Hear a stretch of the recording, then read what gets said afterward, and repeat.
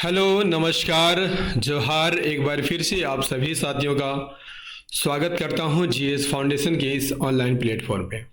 और सभी साथी बताएंगे कि आप सब कैसे हैं। आशा करता हूं कि आप सब अच्छे होंगे और अपनी तैयारी को बेहतर ढंग से कर रहे होंगे। दोस्तों, आज के सेशन में हम लोग करने वाले हैं इंडियन पॉलिटी के टॉप 20 एमसीक्यू, और यह सेशन मात्र 20 मिनट का रहने वाला है दोस्तों। तो आपसे मेरा ये रिक्वेस्ट है कि वीडियो को आप एंड तक जरूर देखिएगा। यदि वीडियो अच्छी लगे तो एक लाइक कीजिएगा, इसे अपने दोस्तों के साथ शेयर कीजिएगा। और यदि आप भी इस चैनल पर नए हैं और अभी तक चैनल को सब्सक्राइब नहीं किया है तो जरूर सब्सक्राइब कर लीजिएगा, बेल आइकन को प्रेस कर लीजिएगा। तो चलिए स्टार्ट कर लेते हैं आज के सेशन को। पहला सवाल आपके स्क्रीन पर है। क्या कहता है? कहता है कि सन 1936 में भारतीय राष्ट्रीय कांग्रेस द्वारा संविधान सभा के गठन की मांग कहां पर हुए अधिवेशन में रखी गई थी? आंसर कीजिएगा। सन 1936 में भारतीय राष्ट्रीय कांग्रेस द्वारा संविधान सभा के गठन की मांग कहां पर हुए अधिवेशन में रखी गई थी? इसका सही आंसर हो जाएगा ऑप्शन सी, फैजपुर अधिवेशन। Option C is the right answer. देखिए, सन 1936 में भारतीय राष्ट्रीय कांग्रेस का द्वारा संविधान सभा के गठन की मांग जो है फैजपुर में हुए अधिवेशन में रखी थी। फैजपुर गांव की बात कर लिया जाए तो कहां पर है? महाराष्ट्र के जलगांव जिले में है। इस अधिवेशन की अध्यक्षता किसने की थी? जवाहरलाल नेहरू ने की थी। और यह पहला मौका था जब कांग्रेस का कोई अधिवेशन किसी गांव में आयोजित किया गया था। इस अधिवेशन में संविधान सभा के गठन की मांग के साथ साथ किसानों के मुद्दों पर भी चर्चा हुई थी। आई बात समझ में? चलिए अगला कर लीजिए। अगला है 11 दिसंबर 1946 को किसे संविधान सभा का अस्थायी अध्यक्ष चुना गया था? 11 दिसंबर 1946 को किसे संविधान सभा का अस्थायी अध्यक्ष चुना गया था? सही आंसर हो जाएगा option B, doctor Rajendra Prasad को अस्थायी अध्यक्ष चुना गया था। देखिए, 9 दिसंबर 1946 की बात कर लिया जाए तो संविधान सभा की पहली बैठक हुई थी और इसमें सच्चिदानंद सिन्हा को अस्थायी अध्यक्ष चुना गया था। इसलिए चुना गया था क्योंकि वे संविधान सभा के सबसे वरिष्ठ सदस्य भी थे।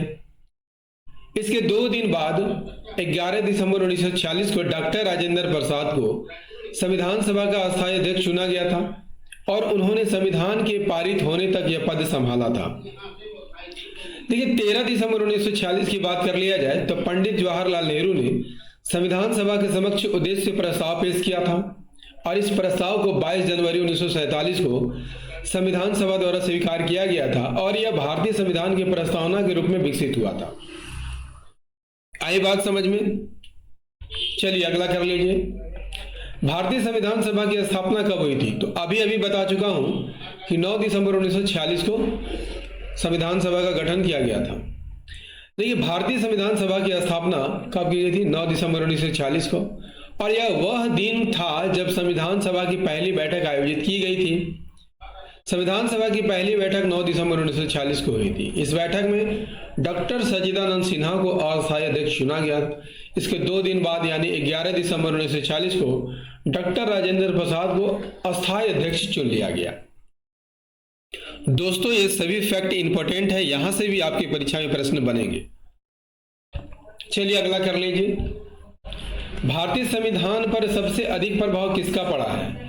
भारत सरकार अधिनियम 1935 का, ब्रिटेन के संविधान का, संयुक्त राज्य अमेरिका के संविधान का, कनाडा के संविधान का। इसका राइट आंसर क्या हो जाएगा दोस्तों? सही आंसर हो जाएगा भारत सरकार अधिनियम 1935 का सबसे अधिक प्रभाव पड़ा है। भारतीय संविधान पर सबसे अधिक प्रभाव किसका पड़ा है? तो भारत सरकार अधिनियम 1935 का पड़ा है। भारतीय संविधान के लगभग 2/3 प्रावधानों को इस अधिनियम से या तो सीधे तौर पर लिया गया है, ठीक है। इस अधिनियम में ली गई कौन कौन सी व्यवस्था है? संघीय व्यवस्था, राज्यपाल का पद, न्यायपालिका की संरचना, लोक सेवा आयोग, आपातकालीन प्रावधान, प्रशासनिक विवरण। आई बात समझ में? जी दोस्तों, सभी फैक्ट इंपॉर्टेंट है और यहां से भी प्रश्न बनेंगे। अगला है, किसी राज्य के नाम में परिवर्तन करने का अधिकार निम्नलिखित में से किसको प्राप्त है? राष्ट्रपति को, संसद को, संबंधित राज्य के विधानमंडल को, संबंधित राज्य के राज्यपाल को। सही आंसर हो जाएगा संसद को। किसी राज्य का नाम बदलने का अधिकार किसके पास है? तो संसद के पास है, जो भारत के संविधान के अनुच्छेद 3 के तहत काम करती है। राष्ट्रपति की सिफारिश पर यह प्रक्रिया शुरू होती है, लेकिन विधेयक को पारित करने और अंतिम निर्णय लेने के अधिकार किसके पास है? संसद के पास है। अगला कर लीजिए दोस्तों, हरियाणा राज्य कब बना था? 1 नवंबर 1966, 1 अक्टूबर 1966, 1 सितंबर 1966 या 1 नवंबर 1965। सही आंसर हो जाएगा 1 नवंबर 1966 को। 1 नवंबर 1966 को हरियाणा राज्य का गठन हो गया था। पंजाब के पुनर्गठन के बाद इसका गठन हुआ था। हरियाणा भारत का कौन सा राज्य बना था? 17वां राज्य बना था और पूर्वी पंजाब के विभाजन के बाद ही बना था। अगला क्या है? अगला है, भारतीय संविधान के किस अनुच्छेदों में नागरिकता संबंधी प्रावधान किए गए हैं? नागरिकता संबंधी प्रावधान 5 से 11 तक में किए गए हैं। 1 से 4 में क्या है दोस्तों? संघ एवं राज्य क्षेत्र है। ठीक है, 5 से 11 में नागरिकता है, नागरिकता है। अनुच्छेद 12 से 35 तक में फंडामेंटल राइट, फंडामेंटल राइट यानी मूल अधिकार है। और 36 से 51 में डीपीएसपी है, नीति निर्देशक तत्व। ठीक है, तो नागरिकता का प्रावधान 5 से 11 तक में है। ऑप्शन बी सही आंसर हो जाएगा। देखिए, भारतीय संविधान में नागरिकता संबंधी प्रावधान 5 से 11 तक में है। अनुच्छेद 11 संसद को नागरिकता के संबंध में कानून बनाने का अधिकार देता है। 1 से 4 यह भारतीय संघ और उनके क्षेत्रों से संबंधित है। 12 से 35 एक मौलिक अधिकारों से संबंधित और 36 से 51 राज्य के नीति निर्देशक सिद्धांतों से संबंधित है। और सेशन कैसा लग रहा है दोस्तों? कमेंट करके बताइएगा जरूर। चलिए, मूल अधिकारों को परिवर्तित करने की शक्ति किसके पास है? राष्ट्रपति को, संसद को, केवल उच्चतम न्यायालय को? उच्चतम और उच्च न्यायालय दोनों को। देखिए, मूल अधिकारों को परिवर्तित करने की शक्ति दोनों के पास होती है, यानी उच्चतम न्यायालय के पास और उच्च न्यायालय दोनों के पास होती है। ऑप्शन डी सही आंसर हो जाएगा। देखिए, भारतीय संविधान के अनुच्छेद 32 के तहत उच्चतम न्यायालय और अनुच्छेद 226 के तहत उच्च न्यायालयों को मूल अधिकारों के परिवर्तन के लिए रीट जारी करने की शक्ति प्राप्त है। उच्चतम न्यायालय या उच्च न्यायालय मौलिक अधिकारों की रक्षा के लिए 5 प्रकार के रीट जारी करता है, जैसे बंदी प्रत्यक्षीकरण, परमादेश, प्रतिषेध, उत्प्रेषण और अधिकार परीक्षा। ये 5 प्रकार के रीट जारी किया जाता है। नेक्स्ट है, किस संवैधानिक संशोधन अधिनियम ने राज्य के नीति निर्देशक तत्वों को मौलिक अधिकारों की अपेक्षा अधिक प्रभावशाली बनाया था? इसका राइट आंसर हो जाएगा 42वां संवैधानिक संशोधन 1976 के द्वारा। देखिए, 42वां संविधान संशोधन यह निर्धारित किया गया था, इसमें निर्धारित किया गया था कि राज्य के नीति निर्देशक सिद्धांतों को लागू करने के लिए बनाए गए किसी भी कानून को इस आधार पर असंवैधानिक नहीं ठहराया जा सकता कि वह मौलिक अधिकारों जैसे अनुच्छेद 14, 19 और 31 का उल्लंघन करता है। हालांकि बाद में 43वां संविधान संशोधन और 44वें संविधान संशोधन ने 42वें संविधान संशोधन के इस प्रावधान को निरस्त कर दिया, जिससे मौलिक अधिकारों को फिर से सर्वोच्चता मिल गई। नेक्स्ट है, निम्नलिखित में कौन सा एक मौलिक कर्तव्य नहीं है? संविधान का पालन करना मौलिक कर्तव्य है। देश की एकता और अखंडता की रक्षा करना यह भी मौलिक कर्तव्य है। धर्मनिरपेक्षता का पालन करना मौलिक अधिकारों की श्रेणी में नहीं आता है। सार्वजनिक संपत्ति को सुरक्षित रखना मौलिक कर्तव्य है। ठीक है, तो मौलिक कर्तव्य कौन नहीं है? ऑप्शन सी नहीं है। धर्मनिरपेक्षता का पालन करना मौलिक कर्तव्य की श्रेणी में नहीं आता है। मौलिक कर्तव्य संविधान का पालन करना यह एक जिसके तहत संविधान और उसके आदर्शों का सम्मान करना शामिल है। देश की एकता और अखंडता की रक्षा करना एक मौलिक कर्तव्य है, जिसमें भारत की संप्रभुता और एकता को बनाए रखना और उसकी रक्षा करना शामिल है। सार्वजनिक संपत्ति को सुरक्षित रखना यह भी एक मौलिक कर्तव्य है, जिसके अनुसार सार्वजनिक संपत्ति को सुरक्षित रखना, हिंसा से दूर रखना आवश्यक है। अगला क्या है? स्वतंत्र भारत के संसदीय इतिहास में अभी तक कितनी बार संयुक्त बैठक बुलाई गई है? देखिए, संसदीय इतिहास में अभी तक 3 बार ही संयुक्त बैठक बुलाई गई है। स्वतंत्र भारत में अब तक 3 बार संयुक्त बैठक बुलाई गई है। पहली बार 1961 में बुलाई गई थी, दहेज निरोधक विधेयक पर बहस करने के लिए। दूसरी बार 1978 में बैंकिंग सेवा आयोग को निरसन विधेयक पर चर्चा करने के लिए, और तीसरी बार 2002 में आतंकवाद निरोधक विधेयक पोटा पर गतिरोध को दूर करने के लिए। नेक्स्ट है, राष्ट्रपति पद का चुनाव संचालित किया जाता है लोकसभा द्वारा, प्रधानमंत्री द्वारा, निर्वाचन आयोग द्वारा या संसदीय मामलों के मंत्री द्वारा। सही आंसर हो जाएगा निर्वाचन आयोग द्वारा। देखिए, राष्ट्रपति का पद के चुनाव का किसके द्वारा होता है? निर्वाचन आयोग द्वारा संचालित किया जाता है। निर्वाचन आयोग एक संवैधानिक निकाय है जो भारत में राष्ट्रपति, उपराष्ट्रपति, संसद और राज्य विधानसभाओं के चुनाव कराने के लिए जिम्मेदार होते हैं।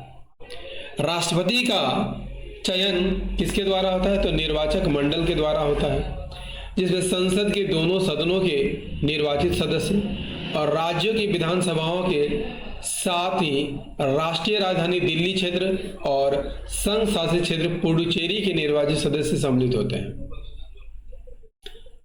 दिल्ली और पांडिचेरी को राष्ट्रपति चुनाव में भाग लेने का अधिकार किस संविधान संशोधन के द्वारा मिला? 70वें संविधान संशोधन के द्वारा मिला था। अगला कर लीजिए दोस्तों, राज्य सरकार का संवैधानिक प्रमुख कौन होता है? संवैधानिक प्रमुख तो राज्यपाल होते हैं, लेकिन वास्तविक प्रमुख मुख्यमंत्री होते हैं। ठीक है, राज्यपाल क्या है? राज्य का संवैधानिक प्रमुख है और राज्य की कार्यपालिका शक्ति उसमें निहित होती है। वह केंद्र सरकार और राज्य सरकार के बीच कड़ी के रूप में कार्य करता है। मुख्यमंत्री की यहाँ पर बात कर लिया जाए तो वास्तविक कार्यकारी प्रमुख होता है, जबकि राज्यपाल नाम मात्र का कार्य प्रमुख होता है। मुख्य सचिव की यहाँ पर बात कर लिया जाए तो राज्य सरकार के प्रशासन का प्रमुख होता है, लेकिन वह संवैधानिक प्रमुख नहीं है। महाधिवक्ता या सरकार का मुख्य कानूनी सलाहकार होता है और राज्यपाल द्वारा नियुक्त किया जाता है। किस अनुच्छेद के तहत? 165 के तहत। अगला क्या है? अगला है, राज्यपाल निम्नलिखित में से किसकी नियुक्ति नहीं करता है? मुख्यमंत्री एवं मंत्रिपरिषद, राज्य का महाधिवक्ता, राज्य लोक सेवा आयोग के सदस्य, राज्य के उच्च न्यायालय के सदस्य। देखिए, मुख्यमंत्री और मंत्रिपरिषद की नियुक्ति राज्यपाल के द्वारा किया जाता है। राज्य के महाधिवक्ता की नियुक्ति राज्यपाल के द्वारा किया जाता है। राज्य लोक सेवा आयोग के सदस्यों की नियुक्ति राज्यपाल के द्वारा किया जाता है, जबकि राज्य के उच्च न्यायालय के सदस्य की नियुक्ति राष्ट्रपति द्वारा, राज्यपाल द्वारा नहीं किया जाता है। Option D is the right answer.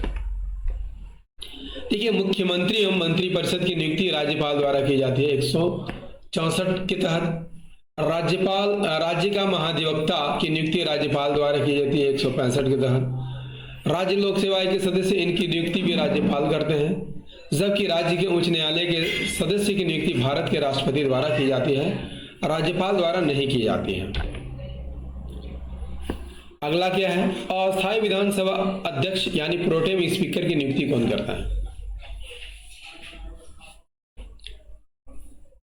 सही आंसर हो जाएगा राज्यपाल करेगा। Option A is the right answer. अस्थायी विधानसभा अध्यक्ष प्रोटेम स्पीकर की नियुक्ति राज्यपाल द्वारा किया जाता है और यह नवनिर्वाचित सदन की पहली बैठक की अध्यक्षता करने और नए सदस्यों को शपथ दिलाने के लिए किया जाता है। अगला क्या है? 73वें संशोधन का संबंध किससे है? नगर पालिका या निगम से, मकान किराया अधिनियम से, पंचायती राज अधिनियम से, सांसदों के वेतन और महंगाई भत्ते से। सही आंसर हो जाएगा पंचायती राज अधिनियम से। 73वां संविधान संशोधन अधिनियम पंचायती राज से संबंधित है और इस संशोधन ने पंचायती राज संस्थानों को संवैधानिक दर्जा देने का काम किया था। इसके द्वारा संविधान में भाग 9 और 11वीं अनुसूची को जोड़ा गया और ग्राम सभा को पंचायती राज प्रणाली की नींव के रूप में स्थापित किया गया। अगला क्या है, किस संविधान संशोधन द्वारा संसद को दिल्ली के लिए विधानसभा तथा मंत्रिपरिषद के गठन करने की शक्ति प्रदान की गई थी? इसका राइट आंसर हो जाएगा 69वें संविधान संशोधन के द्वारा। 69वें संविधान संशोधन अधिनियम 1981 ने दिल्ली को राष्ट्रीय राजधानी क्षेत्र घोषित किया था। संसद को दिल्ली के लिए एक विधानसभा और मंत्रिपरिषद के गठन करने की शक्ति प्रदान की गई थी। इस संशोधन ने संविधान में अनुच्छेद 239A जोड़ा, जिससे दिल्ली के शासन के लिए विशेष प्रावधान किए गए थे। अगला क्या है, अगला है दोस्तों, भारतीय संविधान में अनुच्छेद 370 प्रदान करता है पिछड़े वर्गों के लिए नौकरियों में आरक्षण, किसी राज्य में राष्ट्रपति शासन लागू करना, जम्मू कश्मीर राज्य को विशेष दर्जा, जम्मू कश्मीर उन्माद पुरातत्व की सुरक्षा। सही आंसर हो जाएगा विशेष राज्य का दर्जा दिया जाता था। भारतीय संविधान का अनुच्छेद 370 जम्मू कश्मीर राज्य को विशेष दर्जा प्रदान करता था। इस अनुच्छेद के तहत जम्मू कश्मीर को अपना संविधान और सीमित मामलों जैसे रक्षा, विदेशी मामले और संचार को छोड़कर अन्य पर कानून बनाने की शक्ति प्राप्त हो गई थी। हालांकि इस अनुच्छेद को 5 अगस्त 2019 को क्या कर दिया गया, समाप्त कर दिया गया और राज्य को जम्मू कश्मीर राज्य को 2 केंद्र शासित प्रदेशों में पुनर्गठित किया गया, एक जम्मू कश्मीर और दूसरा लद्दाख।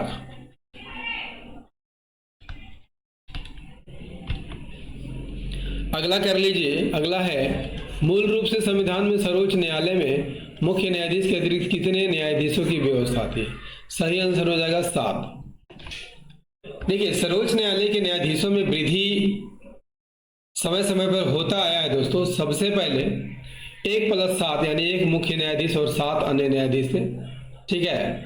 1956 में यह संख्या 11 हो गई थी, 60 में यह संख्या 14 हो गई थी, 77 में यह बढ़कर 18, 86 में 26, 2009 में 31 और 2019 में बढ़कर कितनी हो गई? 34 हो गई है। अगला है अवशिष्ट विषयों पर विधि निर्माण का अधिकार किसे प्राप्त? सही आंसर हो जाएगा संघ को प्राप्त है। जो विषय संघ सूची, राज्य सूची या समवर्ती सूची में शामिल नहीं होते उन विषयों को अवशिष्ट विषय कहा जाता है। अवशिष्ट विषयों पर अनुच्छेद 248 के तहत विधि निर्माण का अधिकार संघ को प्राप्त है। दोस्तों, पॉलिटी का ये सेशन आपको कैसा लगा? उम्मीद करता हूं दोस्तों काफी अच्छा लगा होगा। यदि सेशन पसंद आया हो तो एक लाइक कीजिएगा, इसे अपने दोस्तों के साथ शेयर कीजिएगा और यदि आप भी इस चैनल पर नए हैं और अभी तक चैनल को सब्सक्राइब नहीं किया है तो जरूर सब्सक्राइब कर लीजिए, बेल आइकन को प्रेस कर लीजिए। तो मिलते हैं अगले सेशन में हिस्ट्री के प्रश्नों के साथ। तब तक के लिए जय हिंद, धन्यवाद।